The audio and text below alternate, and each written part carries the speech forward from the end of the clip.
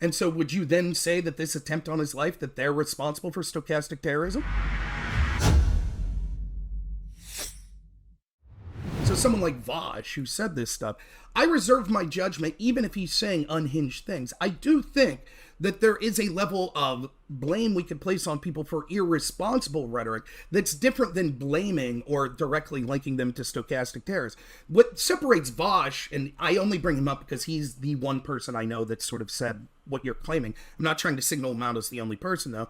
Vosh himself blames others for stochastic terrorism. So he'll blame Tucker Carlson because he talked about the Great Replacement Theory. So when there's a shooting in Buffalo, he says that's Tucker's fault. Well, then by the same logic, if a trans shooter goes out and shoots someone because of trans genocide, how isn't that Vosh's fault? So I still would not, I would reserve judgment. I think there's an awful lot of people with irresponsible rhetoric on all sides that should do their best to tamp that down. Or if they truly believe that, to it, you know, the impetus is on them to explain to an audience that might be impressionable that you shouldn't go out for both moral and strategic reasons and take these unhinged actions. I do, but that to me is a different level of blame than like, you're responsible for this. Because if I take you at your word here, would you agree that Trump isn't Hitler?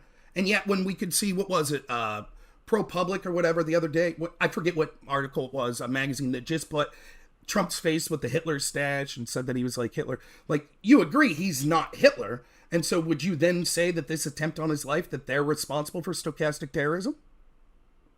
I don't like the term stochastic terrorism because I think you need more than that. But as far as like being part of, the way I see it is that people are part of an ecosystem, right? So people have become, who put out rhetoric that's definitely not legally questionable in any way, especially in America, but it is contributing to that environment. That's what I'd say that is.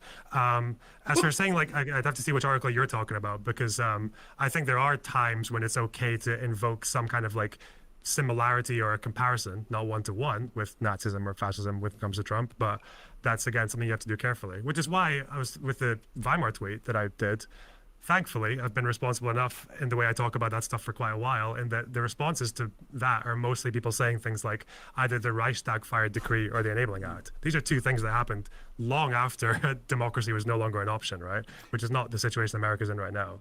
So I'll admit to not, just like you probably don't watch me a lot, I haven't watched you a lot. I'll take your word for it, and I'll try to be as charitable as possible. I will say that I think the obvious impression that someone from the outside, given the context of your tweets, would see, and the timing of that, it definitely seemed like in this incendiary environment, that was a tweet that was suggesting like, well, Trump really is like Hitler. At what point should have we taken out Hitler? And this echoes rhetoric that you heard people like Vosh saying with the transgenocide movement and things that you hear people like Hassan say. So, you know, to me, it was irresponsible for you to tweet that way, but in my opinion, but I would reserve judgment if some lunatic saw that tweet and then went out and did something. I wouldn't say that's your fault or anything like that. I think the problem becomes, like, even in sort of the way you're talking about, although there is truth to the fact that we do need to be able to call out what we see as terrible abuses by government officials, and sometimes that might be strong language, saying we think, you know, for example, I think a lot of sort of decisions that we had during the lockdowns and stuff, I thought they were very authoritarian and grotesquely resembling sort of Stalinistic regimes. Should I be blamed if I say, you know, this is very Stalin-esque, this is communist-esque, the way these lockdowns are correct? No, if someone takes a heinous action, and part of my argument would be, why should I be censored, or why should I self-censor to not say that? So I agree that that's the case, that sometimes the truth does mean that we have to be able to say these things. The problem is when we rely on that, I think, as sort of the sole or the major reason that one form of rhetoric's okay and not the other, is we get back to this problem. Me and you could probably have a lengthy 3-hour debate about whether or not Trump tried to overthrow the country, or whether or not the FBI tried to overthrow the country in the Russiagate investigation. And we're probably not going to come to an agreement. So isn't it true that we have to set forth some framework that says, look, even in a world where we can't agree, I think we could both agree, we could start with this, a blatant wholesale lie that's designed to paint someone as, you know, Hitler or something like that. That we would say is something that you could be blamed for. But disagreements seems to be more of a gray area. How will we settle those sort of disputes to know what our framework should be for what sort of blame we place on people for their rhetoric? Okay. I feel like I know it's a lot, but I'm It's gonna be actually, it's it's a gonna be a question. lot of like branches that I want to talk on. That's why I'm just trying to pick Okay, one. yeah. So first of all, mainly if you look through my tweets of like most of today and I guess most of today, is I'm mostly just like very particularly got this fucking pet peeve of saying like you did this, the Democrats, by calling Trump Hitler for so long, even though it's not difficult at all to look through people like fucking MTG like sharing pictures with fucking Hitler mustaches on Trump, or people, how many people lost their shit over that one Biden thing with the red lights in the background where he called Republican or MAGA Republicans a threat to democracy. I don't know. I feel like that's like that kind of double standard just makes me fucking fuming. Like it's just ridiculous. Well, I agree, but I could say the double standard would be on the other side as well. And in fact, I think the double standard's worse from the other perspective because the other side sort of has institutional power. So the most grotesque abuse of this that I've seen is, at least in one court hearing and possibly in the Jack Smith filings as well, I'm not certain, they've used tweets that Trump sent out as literal evidence to say that he engaged in an insurrection. So in the Colorado trial that kept Trump off the ballot, Trump tweeting "fight like hell" and retweeting someone saying the cavalry is coming was used by that court to say that it was evidence that Trump engaged in an insurrection. And if that's the standard we're going to set forth, then why wouldn't it equally be true that Joe Biden saying a bullseye needs to be put on Trump a week or two before he is shot? Why couldn't that be similarly used as evidence, including in a court of law, that it's clear that his rhetoric was designed to inflame someone to commit that action?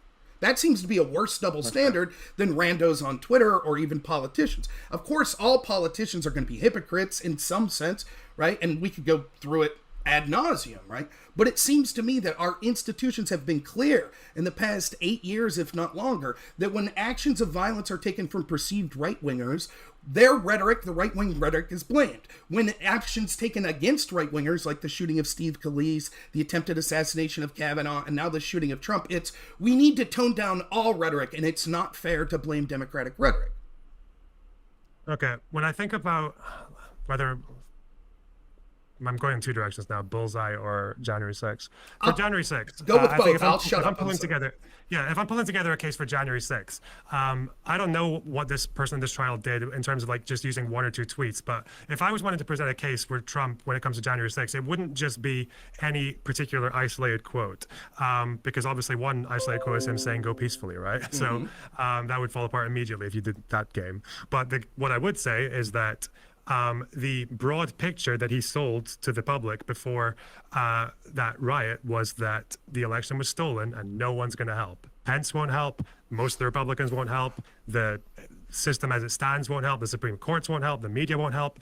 At that point, what do? No one's going to help. The election's stolen. Do you just let it happen like a cuck? Or that's kind of how I see it. And even if you follow that entire tapestry with go peacefully, I don't think it matters at that point because you've given everyone everything they need to follow it to its own logical conclusion, no? No, I disagree because I could say the same thing right now of many prominent Democrats. For example, we saw I think he's Senator Goldman, say the other day that Trump needed to be eliminated. Some of these same people have said that the Supreme Court is now in the pocket of Donald Trump and it gives him carte blanche if he would win to assassinate his opponents. That also, I could easily say, is a signal to Democratic voters, we have to stop Trump at all costs. And if you're a Democratic voter and you're seeing that it looks really bad for Biden after his debate performance, and you see the projections that Trump's being projected to win even swing states or states that lean blue that in the past they would have thought impossible, perhaps then couldn't you make the same argument that they felt that there's no chance then? And so given that same sort of standard, then we would look at the tweets of these prominent Democrats and say, given the surrounding rhetoric that they were saying all these other things, their tweets that specifically said, put a bullseye on Trump, that clearly could be investigated and potentially keep Biden off the ballot. I would say that's nonsensical. I would say if me and you are talking person to person and we're just friends drinking a beer at a barbecue right now, and you said, hey, Rob, do you really think when Biden said put a bullseye on Trump that he meant shoot him? I'd say absolutely not. That's absurd. But I would say the same thing when Trump said fight like hell. These are the types of things that are said by politicians over and over and over. I could pull up a dozen Democratic politicians tweeting or saying fight like hell. Never once, even when violent action was taken by their supporters afterwards, was it ever used as evidence in trial that they were encouraging violent actions. And it's ironic you bring up Trump's claim to be peaceful, one of his tweets, because the Colorado court decision actually brought in an expert to say Trump saying be peaceful was actually a dog whistle to tell his people to go be violent. And so there's a clear double standard, not just, I agree with you, that double standard exists with all of us, but in the institutions that matter, and how Republicans, and particularly Trump and people connected to Trump, are treated with one standard when they make rhetoric, and almost the entirety of our media says their rhetoric's violence. It's causing Trump supporters to be violent.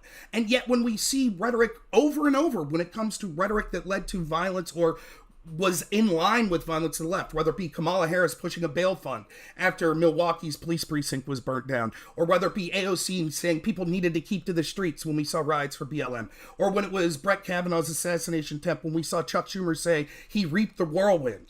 All of the, or Scalise, a Bernie Sanders chair worker shoots up Steve Scalise and Republicans in a ball field. The vast majority of our institutions that control a narrative, like the mainstream media, the New York Times, CNN, Washington Post, they blamed right-wing rhetoric. And now today, if you watch many of those same outlets, many of them are still blaming rhetoric, but they're saying both sides and focusing on the rhetoric of Donald Trump.